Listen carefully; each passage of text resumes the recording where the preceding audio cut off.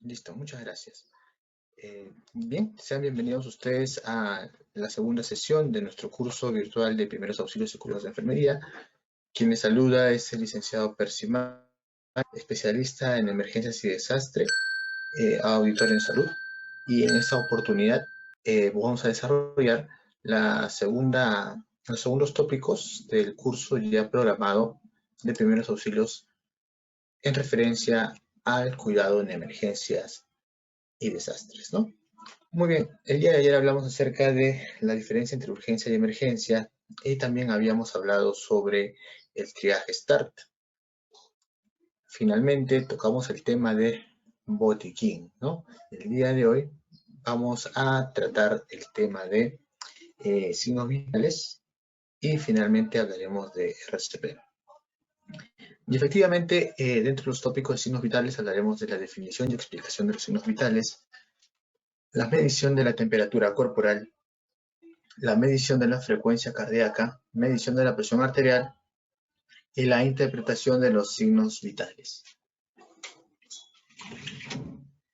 El RCP básico, previo break, vamos a hacer un pequeño break, tendremos la descripción de la reanimación cardiopulmonar, la secuencia de los pasos de la RCP básica y el RCP en niños y adultos. Muy bien, comencemos. No hay mayor riesgo para una víctima que ser atendido por una persona empeñosa pero ignorante. Eso habíamos hablado el día de ayer, la importancia de capacitarnos constantemente y qué mejor que tengan el respaldo del club de enfermeros para poder obtener cursos donde podamos mejorar nuestras técnicas y procedimientos para brindar una atención de calidad. Muy bien, signos vitales. Para entender qué son los signos vitales, tendríamos que preguntarnos inicialmente qué son las funciones vitales. Todo ser vivo, para denominarse como vivo, tiene que tener en sí algunas funciones que lo respalden dentro de sus actividades de existencia, ¿no? Por ejemplo, para determinar que un ser es vivo, tiene que respirar, tiene que ingerir alimentos, tiene que tener sustancias excretas, ¿no? Tiene que tener una forma de cómo nutrir, absorber esos nutrientes para poder transmitir este alimento y su conversión en energía hacia todo el ser vivo. Tiene que reproducirse. Son características que definen a un ser vivo. Y dentro de las funciones vitales, tenemos que tener márgenes, ¿no? Un rastro o un registro numérico. Es por ello que los signos vitales vienen a ser las manifestaciones externas de las siguientes expresiones de las funciones vitales que hay en el cuerpo. Con los signos vitales nosotros podremos tener un valor matemático adecuado para poder registrar nuestras funciones que se encuentran. Es por ello que tenemos el día de hoy la presentación de la temperatura corporal, la presentación de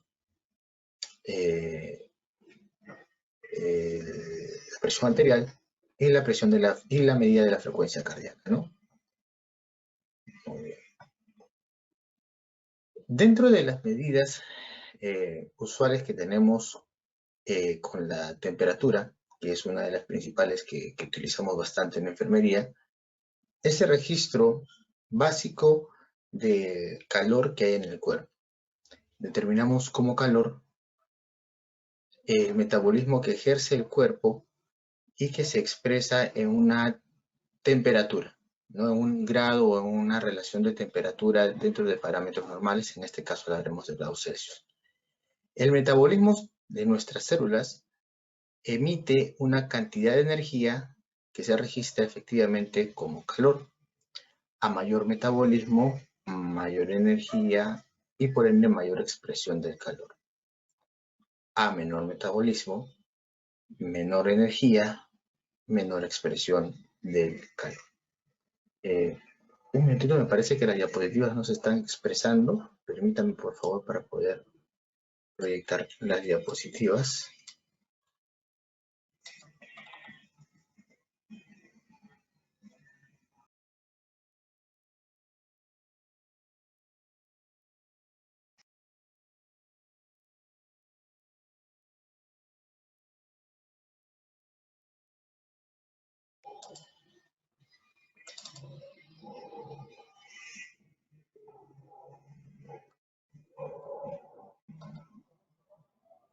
Listo. Mientras va presentando las directivas, seguimos conversando.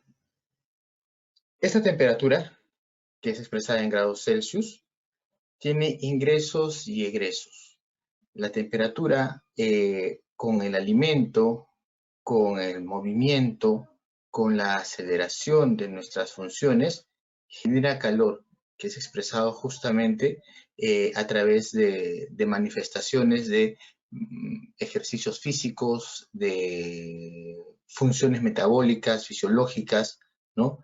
Y esto ayuda básicamente a que nosotros tengamos un rango normal. Según donde nosotros midamos la temperatura, vamos a tener variaciones.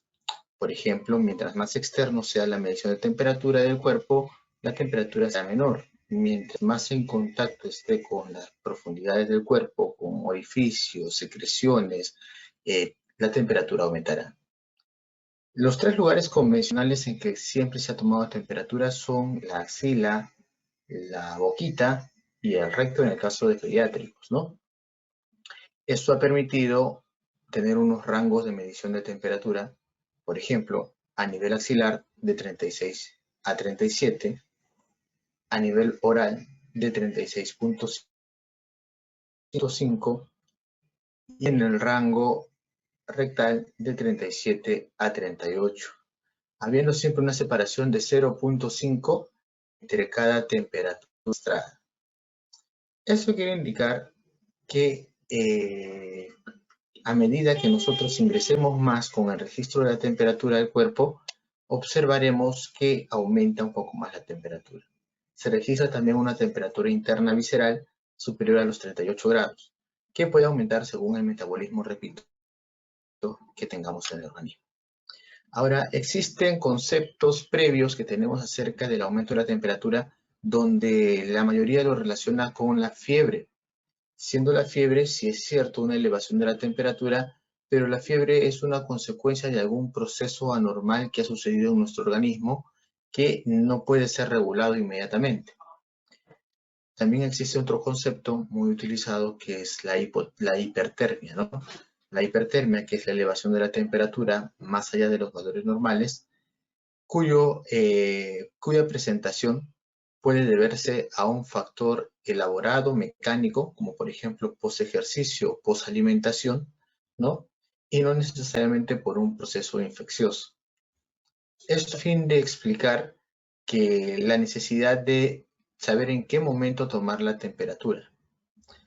Si tenemos el ejemplo de un deportista que culmina de hacer una actividad física y yo quiero tomarle la temperatura, efectivamente podremos encontrar un rango de 38 a 38.5 de temperatura, no siendo este caso un caso de fiebre, sino un caso de hipertermia, ¿no? Por otro lado, debajo de los rangos normales, podemos encontrar también la hipotermia, debajo de los 35 grados centígrados.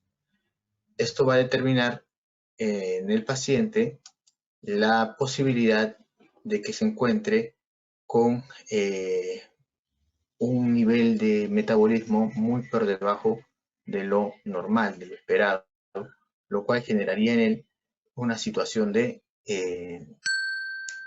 pérdida de calor, pérdida de funciones, enlentecimiento del metabolismo, por consiguiente fallecimiento o muerte, ¿no? Es por ello que es importante dilucidar estas diferencias de la hipertermia, de la hipotermia y de la fiebre, ¿no? La fiebre que siempre ha sido llevada como un proceso, pues, básicamente negativo, cuando en realidad es un proceso de respuesta a las infecciones. ¿Quién da la temperatura en el cuerpo humano? Es el hipotálamo. A través del hipotálamo nosotros podemos elevar la temperatura y en este caso transmitirla a todo. ¿Cuál es el tejido que lleva la temperatura a todo el cuerpo? Indudablemente estamos hablando de la sangre, ¿no? La sangre es el tejido líquido que transmite la temperatura a todo el cuerpo. Cuando existen procesos de vasoconstricción, el flujo sanguíneo se hace más rápido, hay taquicardia, por lo tanto también podríamos esperar un proceso de aumento de temperatura. Cuando existe lo opuesto, una vasodilatación, el flujo sanguíneo disminuye, puede existir bradicardia y por lo tanto también una disminución de la temperatura. Es por ello que, aunque no está evidenciado científicamente, existen condiciones y situaciones donde personas indican que porque tienen un escalofrío o tienen presencia de baja de temperatura en palmas de manos y pies, consideran que están pasando por un proceso de hipotensión. Lo relacionan mucho con la hipotensión. Más que nada viene a ser por una situación de vasodilatación. ¿No? Que esta vasodilatación puede controlarse, puede manejarse y puede tratarse con compresas tibias o calientes a nivel de todo el cuerpo, ¿no? Y con ello podríamos ganar un poco de temperatura externa para poder brindar. Hasta hace poco la temperatura era medida con termómetros de mercurio. Los termómetros de mercurio eran utilizados para poder registrar mediante su elevación o su a un registro,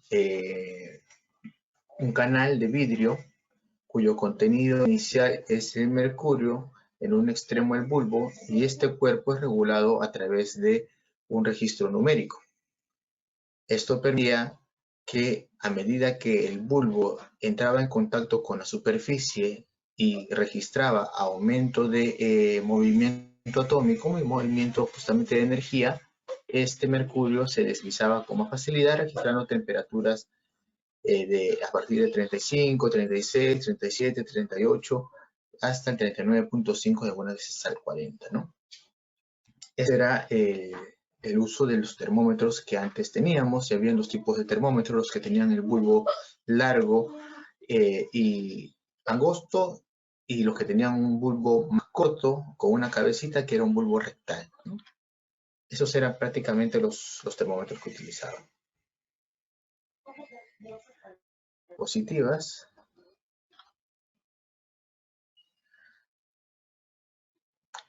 La pérdida de calor justamente depende de la velocidad del metabolismo, ¿no?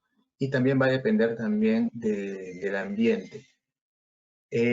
Algo que me interesaba y que ha venido mucho en los exámenes para postulación al Seguro Social o alguna plaza en alguna institución privada, y preguntas que siempre vienen en enfermería es esta: la pérdida de calor. ¿Dónde se dan las pérdidas de calor y cuáles son las condiciones de la pérdida de calor? La radiación es una de ellas. Todos emitimos una radiación. A pesar de no estar en contacto con alguna superficie, nosotros irradiamos, y toda superficie en la Tierra siempre tiene un nivel de radiación. El cuerpo humano también irradia calor.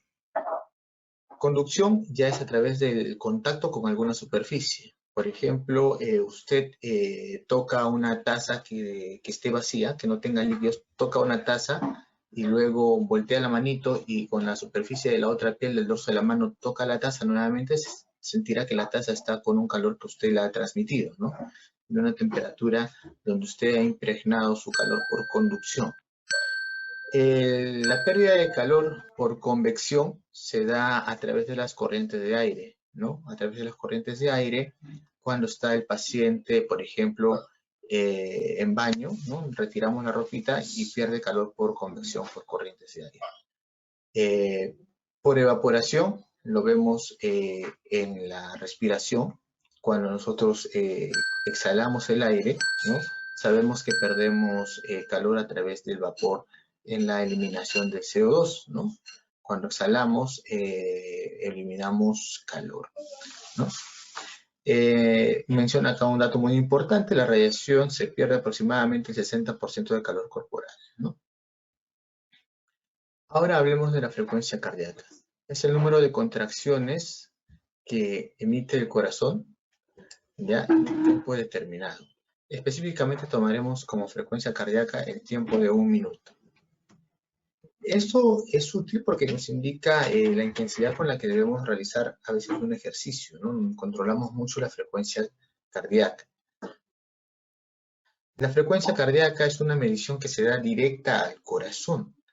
Lo que usualmente nosotros registramos al palpar una arteria cercana es el pulso, ¿no? ¿Cuál es la diferencia entonces entre la frecuencia cardíaca y el pulso? La frecuencia cardíaca es el registro directo de los latidos del corazón. Lo puedo hacer con un estetoscopio. Pero el pulso es el registro que yo tomo al presionar una arteria sobre una superficie ósea donde yo pueda palpar y sentir los latidos del corazón expresados en las contracciones que tienen los vasos, en este caso las arterias, ¿no? Cada vez que el corazón se contrae, emite una fuerza, una presión a todo el conducto arterioso y yo debo palparlo presionando una parte distal de este conducto con mis dedos. Al momento de sentirlo, lo que llamamos la palpación, estamos hablando en ese momento de un latido cardíaco, ¿no? Existen diferentes zonas donde poder tomar el pulso. Podemos tomar el pulso a nivel carotidio, ¿no? En la parte superior del corazón, paralelo al cuellito. En la zona axilar, presionando la arteria braquial a una superficie ósea, en este caso sería el húmero. Tenemos también el pulso radial y el pulso cubital, donde arterias discurren por huesos del mismo nombre y donde yo palpo presionando con mi segundo y tercer dedo. Tenemos también el pulso humeral, que está antes de la fosita cubital, ¿no? En el pliegue del codo, y puedo palpar. Usualmente es muy usado esta sección para la colocación de catéteres y de toma de muestra de sangre. Tenemos la arteria femoral, donde en la parte superior, la palpación del pulso en la zona inguinal tiene el mismo nombre, ¿no? Pulso inguinal, ¿no? Tenemos la región poplitea posterior a la rodilla, donde podemos palpar los vasos sanguíneos de las arterias, y tenemos el pulso pedial y el tibial posterior. Estos pulsos son muy revisados por el área de cardiovascular porque estos pulsos determinan si está correctamente irrigado la periferia, ¿no? En este caso los pies. Cuando no hay un pulso adecuado o un pulso con características inadecuadas, entonces se preocupa el médico, se preocupa el personal de salud, de enfermería, donde hacemos evaluaciones con ecografías superficiales para ver si existe una obstrucción que esté impidiendo el flujo normal, ¿no? Porque se debilita hasta ahí el pulso. El caso que tenemos son de las trombosis, por ejemplo, ¿no? Donde se realizan las trombosis profundas en esta zona, ¿no? Muy bien. También lo utilizan bastante para la evaluación de la irrigación de los pies en los diabéticos, ¿no? Para ver la irrigación en ese sector del cuerpo. Para la toma de la frecuencia cardíaca, debemos utilizar siempre el segundo y el tercer dedo. En algunos casos, en las personas que están en aprendizaje, pueden utilizar hasta el cuarto dedo, ¿no? Hay que medirla y compararla en diferentes partes del cuerpo. Se debe tomar el conteo por 1 minuto. Hay muchos profesionales que tratan de utilizar la regla de 4 y cuentan solamente por 15 segundos y luego lo multiplican por 4 para poder sacar rápidamente la frecuencia cardíaca. Pero en ese tiempo no vamos a poder analizar algunos factores que son importantes. ¿Cuáles son, licenciado? Tenemos para averiguar la intensidad del pulso, ¿no? Si es un pulso fuerte, es un pulso débil, también llamado pulso filiforme, ¿no? El ritmo del pulso, si es un ritmo constante o es arrítmico, ¿no? Si el pulso tiene amplitud, si el pulso logra sentirse ni bien coloco los deditos en toda la periferia de la arteria, o si es un pulso que hay que rebuscar, ¿no? Entonces, intensidad, frecuencia y amplitud son características que hay que tener siempre en cuenta de un pulso cardíaco que va relacionado justamente a la frecuencia cardíaca. Por lo tanto, también podemos hacer un ejercicio, ¿no? Tomamos la frecuencia cardíaca o el pulso, en este caso, de manera basal, ¿no? En la vía radial, ¿no? El pulso radial.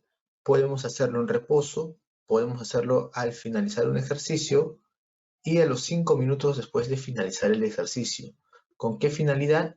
Con la finalidad de poder verificar que el corazón está volviendo a un estado normal. Recomendaciones para tomar el pulso correctamente. No es una presión de las yemas de una manera muy suave o muy superficial. Hay que colocar los 3 dedos en una sola línea los 3 dedos.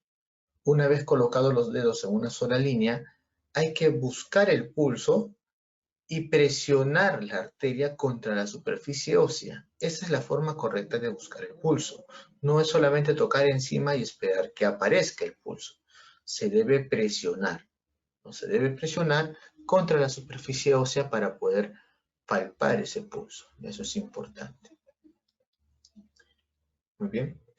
Ahora vamos a pasar a la presión arterial. ¿Qué es la presión arterial? Es la fuerza que ejerce la sangre contra las paredes de las arterias, ¿ya? A medida que el corazón bombea sangre a través de todo el cuerpo, emite una fuerza. Se aperturan las válvulas semilunares del ventrículo izquierdo y pasa a través de ella una fracción de sangre, ¿no? ¿Cuánto pasa por cada latido, licenciado? Aproximadamente 70 mililitros. No pasa toda la fracción del corazón, o sea, toda la sangre que llega al corazón no es que salga con cada bombeo, no. En el ventrículo izquierdo, que es el que promueve el bombeo de sangre para todo el cuerpo en la circulación mayor, lo que se emite es solamente 70 mililitros de sangre. Y ese espacio nunca queda vacío, siempre se queda con un resto que llamamos fracción de eyección también, que es el 50 mililitros. En total, el ventrículo está cargado con 120, de los cuales 50 siempre se quedan dentro del ventrículo y 70 es lo que se impulsa con cada latido. Y es importante para ello indicar que esa presión que se emite con cada latido, ¿no? Pone a prueba también la resistencia de las arterias, ¿no? En sí, si hablamos desde un punto de vista físico, si hablamos desde la física, la presión arterial se refiere justamente a esa contrarresistencia que hacen las paredes de los vasos sanguíneos frente a la fuerza que está emitiendo la sangre cada vez que el corazón se contrae, ¿no? Es esa resistencia que nosotros medimos. Por eso es la pregunta que siempre hacen mis estudiantes, ¿no? Profesor, ¿y cómo se dice presión arterial o tensión arterial? ¿Qué es lo que medimos? Bueno, desde el punto de vista físico, medimos la tensión de la arteria. ¿Cuánto es lo que la arteria se distiende al momento de que existe una contracción por el latido cardíaco, ¿no? Muy bien. Seguimos. Esta presión justamente va determinando la flexibilidad también de las arterias en cuanto a su capacidad de resistencia. No siempre las arterias están en óptimas condiciones, ¿no? Muchas de esas arterias, ya con el pasar de los años, van a perder elasticidad y por lo tanto la presión se va a hacer un problema, ¿no? Porque el corazón va a seguir latiendo con la misma fuerza, pero va a ser las arterias las que van a tener un problema en su elasticidad. Esto se va a depender bastante del estilo de vida que llevemos, de la cantidad de ejercicio que realicemos para mantener en buen estado nuestro sistema cardiovascular, ¿no? Por eso que la presión va a cambiar dependiendo de la persona y su actividad diaria, ¿no? El estado emocional, la temperatura también nos permiten ver y visualizar cambios en la presión arterial. Ahora, en esta parte permítanme explicarle algo muy interesante. Nosotros tenemos dos tipos de presión, creo que la mayoría ya lo conoce. Una presión sistólica y una presión diastólica, ¿no? La presión sistólica está dado justamente por el latido del sístole y la presión diastólica está dado por la relajación, ¿no? El diástole. Cuando existe el sístole, la contracción, tenemos el primer golpe que nosotros recibimos y eso determina la intensidad de resistencia de la arteria con el latido. Y cuando se está en reposo, las arterias también aún mantienen una intensidad, pero es la mínima. Nunca está en total estado de relajación los vasos sanguíneos. Está en un alto estado o en un bajo estado de distensión. Alto estado de distensión, bajo estado de distensión. Presión sistólica y presión diastólica. Si las arterias estuvieran completamente relajadas, no tendríamos capacidad de dar o transmitir un impulso de sangre a todo el cuerpo. Por lo cual, también ustedes habrán escuchado un término que se llama presión arterial media, la PAM. La presión arterial media está determinada por la suma de una vez la presión sistólica más 2 veces la presión diastólica entre 3. Y el resultado me va a dar una presión que es lo que calculamos como el flujo de sangre que llega a cada una de las células, ¿no? Cuando tenemos un cuadro de hipertensión y esta presión está ejerciendo mucha más fuerza de la debida, estamos lesionando las paredes de las arterias, las cuales pueden dilatarse y formar pequeños globitos, ¿no?, en las paredes que conoceremos más adelante como aneurisma. Entonces es importante que nosotros tengamos en cuenta que mantener los niveles normales de presión arterial permiten conservar el estado de las arterias, permite también llegar a cualquier célula del cuerpo con una necesaria presión para que lleguen los nutrientes de la sangre a todo el cuerpo. La menor presión también perjudica a las células, ¿no? ¿Y qué materiales tenemos que utilizar para medir la presión? Pues un estetoscopio para escuchar los ruidos, estos ruidos que se van a llamar los ruidos de Korotov, ¿no? El esfingomanómetro, ¿no? El esfingomanómetro, conocido también como tensiómetro, que es un instrumento utilizado para medir la fuerza y la frecuencia del pulso, ¿no?